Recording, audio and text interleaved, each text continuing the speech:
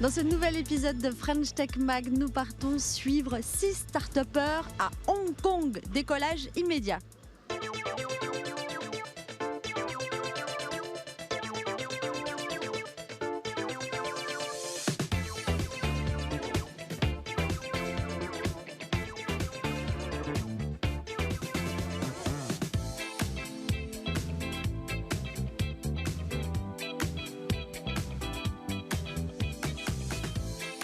Après plus de 10 000 km parcourus en avion, 14 heures de vol, on n'en peut plus. On arrive enfin à Hong Kong, on est tous ravis. Vous allez rencontrer les startups qui ont été sélectionnées par la CCI et French Tech pour rencontrer des gens ici, des accélérateurs, donc des gens qui vont pouvoir les aider à développer leur entreprise.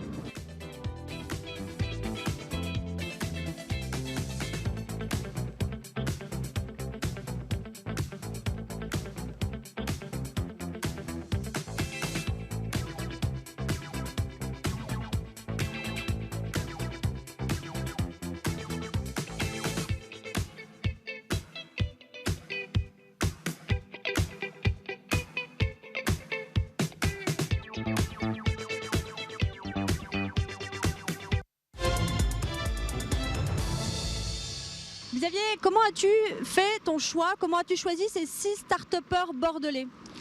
C'est très simple, on a lancé un appel à projet à destination de l'ensemble de l'écosystème, à l'intention de l'ensemble des startups, pour savoir lesquels étaient intéressés pour partir à Hong Kong et quelles étaient leurs motivations. Et par rapport à l'ensemble des candidatures qu'on a reçues, effectivement, on a sélectionné celles qui, dans leur motivation, étaient le plus précises possible et avaient la capacité à signer des contrats commerciaux, des contrats de partenariat à court et moyen terme pour rentabiliser au mieux ce déplacement. Pour eux, c'est clairement une opportunité d'être ici. C'est clairement une opportunité. On voit qu'on a un écosystème qui bouillonne à Hong Kong. C'est vraiment l'endroit où il faut être si on veut attaquer l'Asie. On commence par Hong Kong.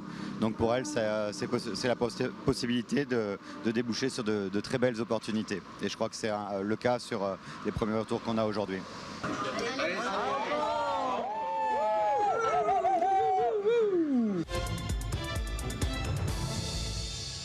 Nous sommes ici à Cyberport, à quelques kilomètres du centre-ville de Hong Kong. Ici, les 6 startups bordelaises rencontrent actuellement des incubateurs, des accélérateurs, des Hongkongais susceptibles donc de venir les aider dans leur développement. Mais également, ici à Cyberport, des représentants des responsables de la Chambre de commerce en France, ici à Hong Kong.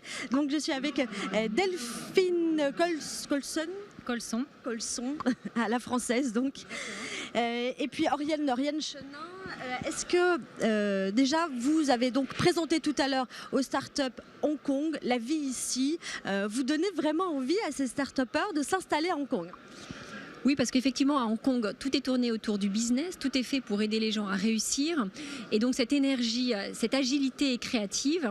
Parallèlement, je pense que quand on arrive à Hong Kong, la grande souplesse administrative, l'importance accordée à la liberté de faire, fait que le rêve est possible. On a l'impression que le rêve est possible, que dès lors qu'on travaille, dès lors qu'on y met les moyens, on peut réussir.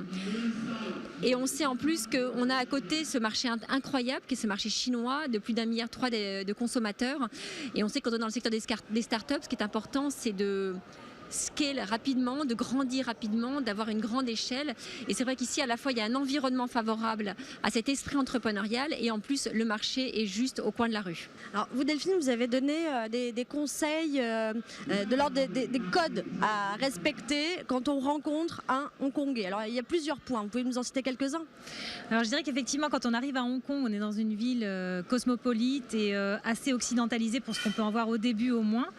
Mais il ne faut pas oublier qu'on est en Asie et en Chine principalement, je dirais. Donc, il y a deux points majeurs. Le premier, c'est la face, c'est-à-dire faire attention à ce que son interlocuteur ne perde pas la face et soit toujours relativement honoré dans la discussion et que la discussion soit équilibrée et qu'il ait toujours une porte de sortie si vraiment il ne peut pas dire non. Et la deuxième, c'est la notion de réseau. Je pense que ça, c'est vraiment extrêmement important. Quand on est introduit par quelqu'un, les relations de business sont tout de suite beaucoup plus facile. Ça rassure énormément les interlocuteurs. Il ne faut pas oublier qu'ici on est à 12 000 km, que les gens ne nous connaissent pas, ne nous attendent pas. Et donc c'est vraiment important, je pense, d'avoir en tête qu'il faut créer ce lien et mettre du temps à créer ce lien de qualité avec nos interlocuteurs ici.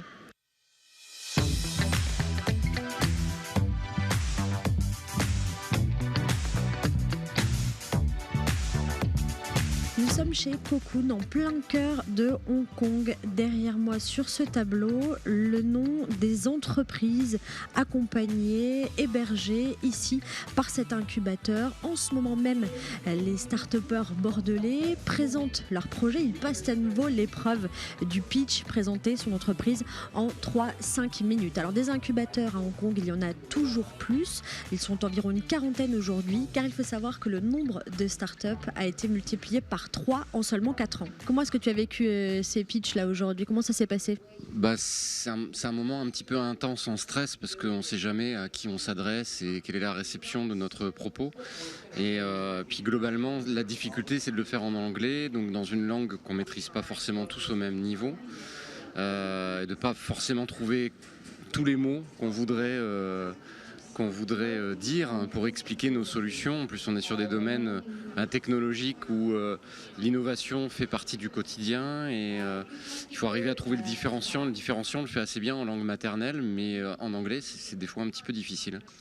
Ouais, ça permet de rencontrer d'autres boîtes un peu au même stade que nous, dans un pays différent, et voir à quelles problématiques ils sont confrontés. Comment ces incubateurs arrivent à les aider. Donc c'est intéressant, ouais, voir comment ils font dans d'autres pays. Alors après cette journée de rencontres, il y en a eu plusieurs. Est-ce que tu as envie de t'installer, enfin pas de t'installer, mais en tout cas d'ouvrir un bureau ici éventuellement? C'est encore un peu tôt pour dire ça, mais en tout cas c'est hyper instructif, ouais, pour savoir ce qu'il faudrait faire, savoir un peu plus ce qu'il faudrait faire le jour où on veut venir ici. Ouais. Si tu souhaites te développer à l'international, Hong Kong, ça serait une de tes premières options? Pour le marché asiatique, le résumé de la journée, c'est une bonne porte d'entrée, un peu plus proche culturellement de ce qu'on peut avoir chez nous, mais qui permet quand même d'avoir une bonne porte d'entrée sur la Chine. Donc pour le marché asiatique, ouais, ça peut être une bonne option. Ouais. Ça t'intéresserait de venir t'installer ici aussi, si tu venais à Hong Kong? Eh ben, si jamais on arrivait à développer un business qui serait d'adapter des applications effectivement d'acteurs ici pour le marché français, ça pourrait faire sens d'avoir un bureau ici et d'avoir des personnes qui soient la cheville entre le bureau français et puis une instance ici, pourquoi pas. Différents enseignements, j'imagine, au cours de ces rendez-vous, de ces entretiens avec et les jeunes start-upers qui se sont installés à Hong Kong et les incubateurs. Qu'est-ce que tu retiens de ces rendez-vous ? Sur l'ensemble de ces rendez-vous, je retiens deux choses importantes. La première, c'est qu'ils ont insisté sur le fait que investir à Hong Kong est quelque chose qui est aisé. On peut, c'est un peu à l'image anglo-saxonne ou américaine en règle générale, on peut venir rapidement faire du business, on peut venir créer sa start-up à Hong Kong. Par contre, il y a un bémol quand même à cela, c'est que les ressources humaines au niveau de Hong Kong sont au niveau des ressources, je dirais, qualitatives ou de niveau supérieur sont extrêmement limitées.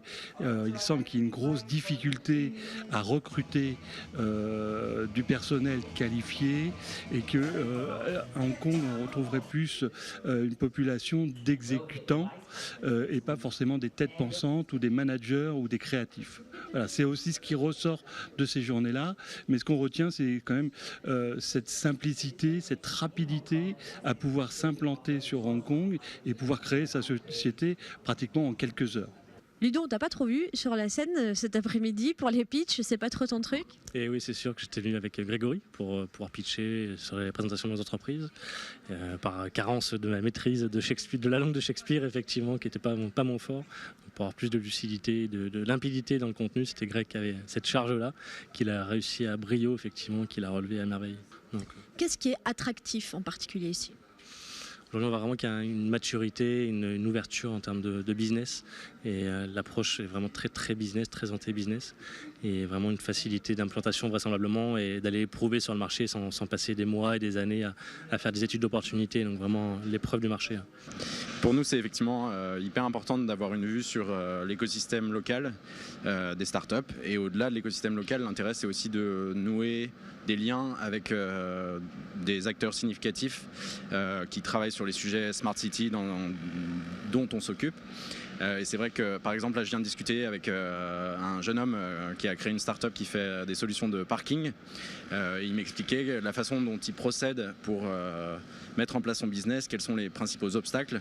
Et notamment, un énorme sujet quand on travaille dans ce domaine, c'est la gestion des données. Et effectivement, il n'y a pas du tout la même approche, la même ouverture ici qu'il peut y avoir en France ou de façon générale dans les pays occidentaux, où effectivement, il y a peut-être une longueur d'avance sur le partage des données et la compréhension par les autorités qui a vraiment intérêt à rendre les données publiques pour permettre à des sociétés comme les nôtres de se développer, de créer des business models et surtout d'avoir une proposition de valeur pour les usagers. Tu as travaillé à San Francisco, à Singapour, à Londres. À Londres, Hong Kong, ce serait une bonne option? Hong Kong, c'est une option intéressante. Quand j'étais à Singapour, j'avais un client ici, donc j'ai aussi eu l'occasion de travailler avec des acteurs locaux. C'est évident qu'on sent bien que c'est une porte d'entrée intéressante vers la Chine, en particulier la Chine du Sud. Maintenant, je pense que pour se positionner en Asie, Singapour est aussi une plateforme intéressante, très business friendly et qui est peut-être plus avancée que Hong Kong sur justement le partage des données. Donc je dirais que si on avait à choisir une implantation dans la région, ça se jouerait probablement entre ces deux villes.